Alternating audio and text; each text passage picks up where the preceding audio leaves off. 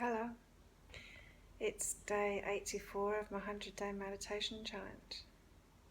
I realised something this morning. I was actually in a session with a customer when I realised it.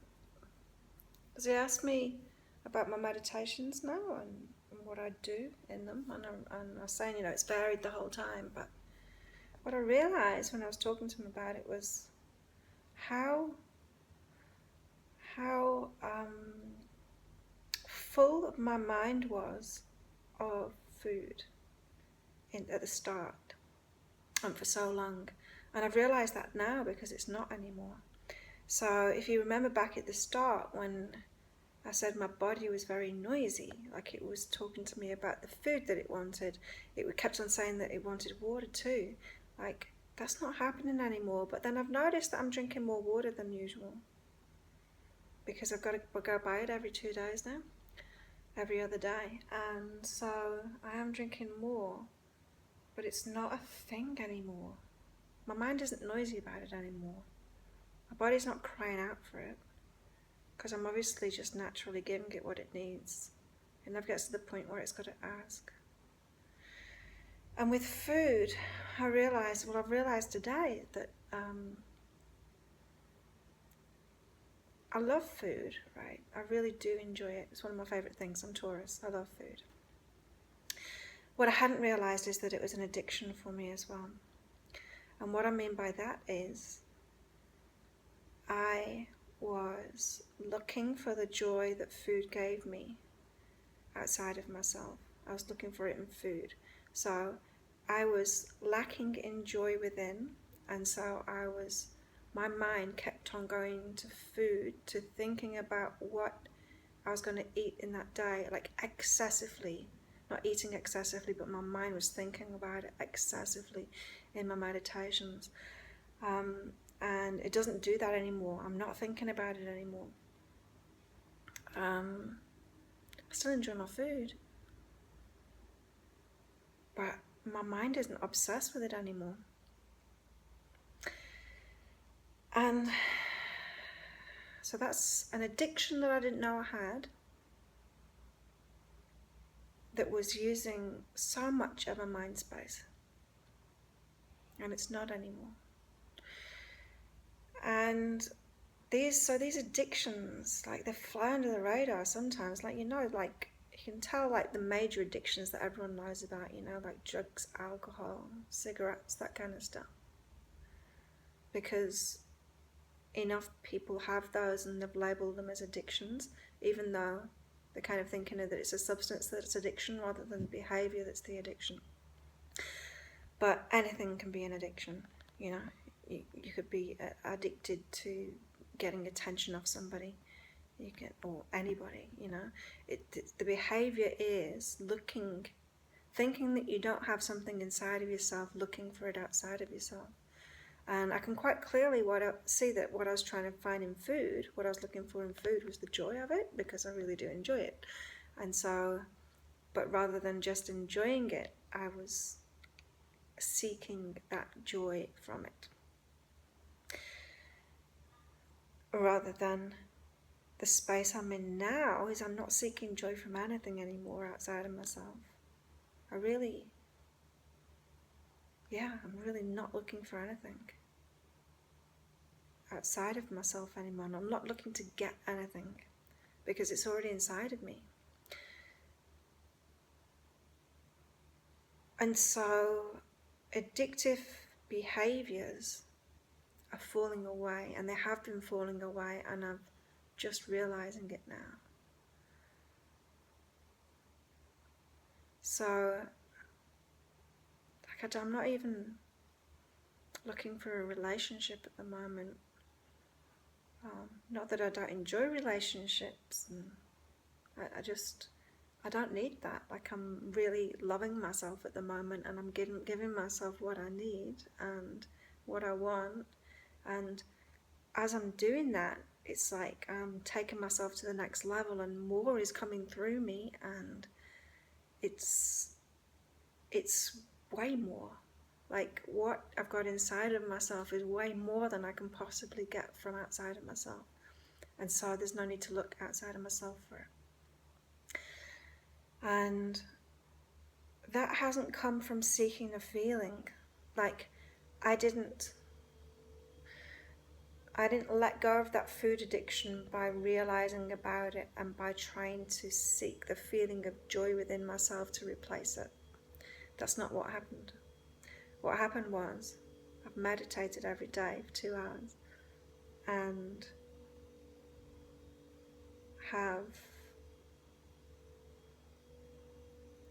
naturally felt the truth of who I am. So it's that unjoy has dropped. It's that I've realized that I'm not empty. It's that I've realized that I'm not misery. It's that I've realized that I'm not incapable. It's that I've realized that I'm not alone.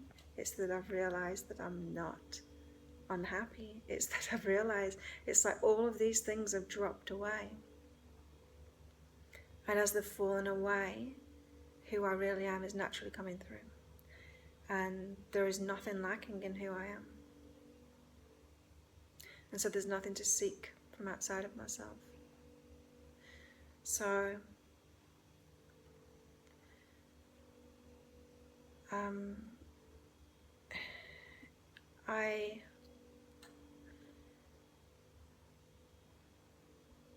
I don't know whether this is possible without the experience of it.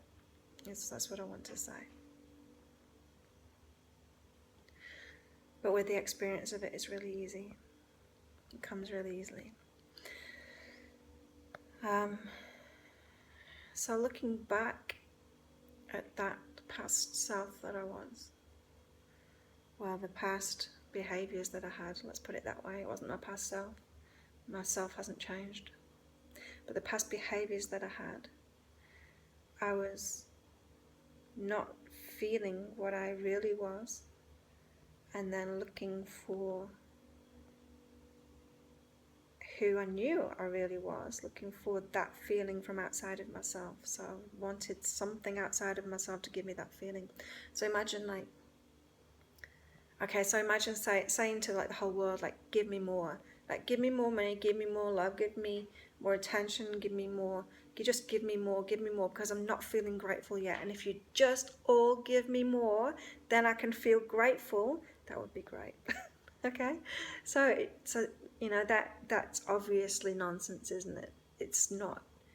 You don't get to a certain level of receiving something outside of yourself before you get grateful. You can be grateful for the breath you're taking. You can be gratitude is within you, yeah? It's a feeling that you have within you. And so you can either be grateful or ungrateful. It doesn't matter how much you get from outside of yourself. But that's just an example. It's like, and it's an obvious example with gratitude, because we all know that's inside of ourselves. We've all had the experience of being grateful for the little things. And we've probably all had the experience of being ungrateful for the big things. And we've probably all had the example of the experience of being ungrateful for the little things and grateful for the big things too, and everything in between. And so we know that gratitude is within ourselves. We know it's not outside of ourselves. And yet I know that some people have said, well, you know, it's very hard to be grateful when you haven't got anything, And so you're always arguing the limitation. But yeah, it's just not true. And everyone knows that deep down it's not true. And that goes with everything, you know. That goes with everything. If you're looking for respect outside of yourself, you're not realizing the respect that you already are. And if you're looking for love outside of yourself, you're not realizing the love that you already are.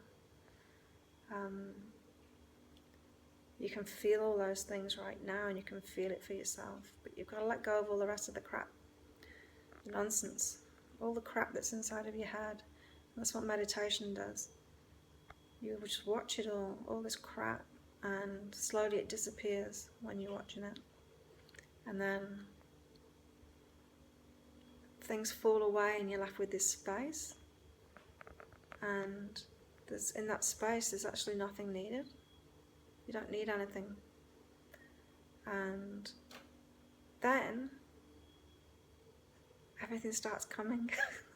But it starts coming from inside of you, not from outside of you.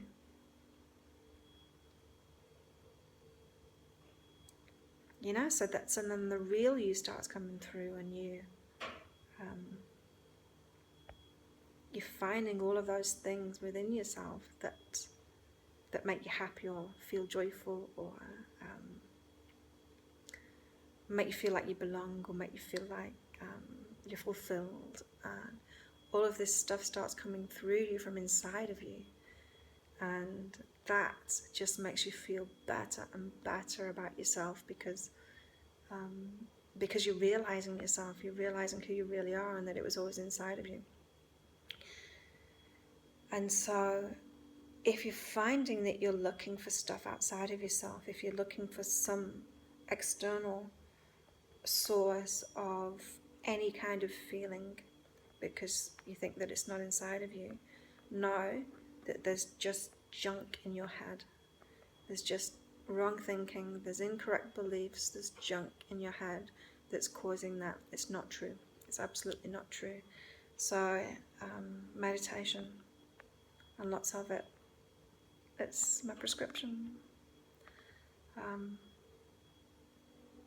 Because as I said, like if I tried to reach for that feeling of joy, which I was doing anyway, then that food addiction, that mind chatter junk about food that was wasting so much of my awareness, consciousness, energy, would have disappeared, and it hadn't until I got there through this meditation way of releasing, rather than trying to add joy in from within. That makes sense.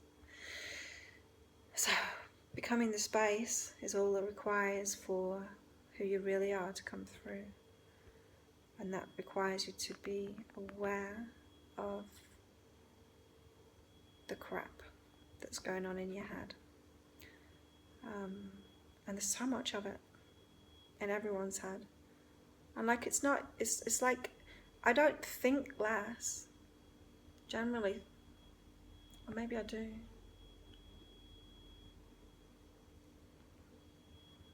I spend more time in meditation, and so I'm thinking less then, but as I'm going through my day, yeah, I guess I am. I'm thinking less than I used to.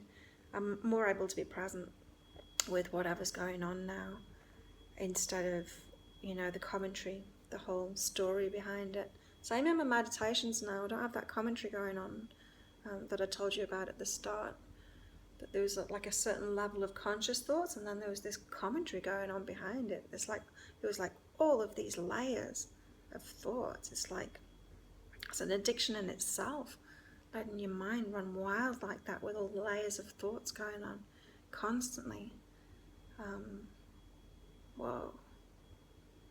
Yeah. I'm not like that anymore. That's not my internal experience anymore. And I'm very grateful for that. I'm very glad of it. That's my thoughts for today. Addictive behaviours. All starts in the mind. In fact, that's where they are. That's the only place that they are. That's day 84. Have a good day.